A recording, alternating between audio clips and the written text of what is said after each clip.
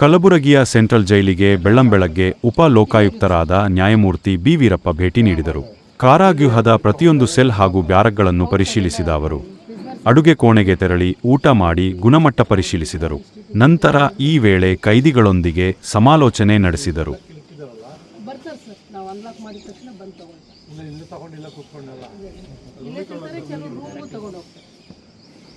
ಬೆಳಗ್ಗೆ ಪುಳಿಯೋಗರೆ ಮತ್ತು ಜೊತೆಗೆ ಏನು ಕೊಡ್ತೀರಿ? ಚೆನ್ನಾಗಿದೆ.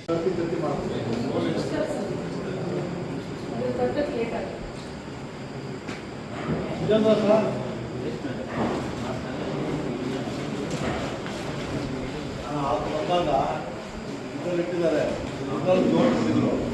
ನಮ್ಗೆ ಏನ್ರಿ ಹಿಂಗೆ ಹಾಕ್ಬಿಟ್ಟು ಎಲ್ಲ ಇದ್ರ ಮೇಲೆ ಜೋಡಿಸಿದ್ರು, ಕಲ್ಲು ಮೇಲೆ ನಮ್ಮ ಇದ್ರ ಮೇಲೆ ಜೋಡಿಸ್ಬಿಟ್ರು. ಬೆಳಗಾಮಲ್ಲೂ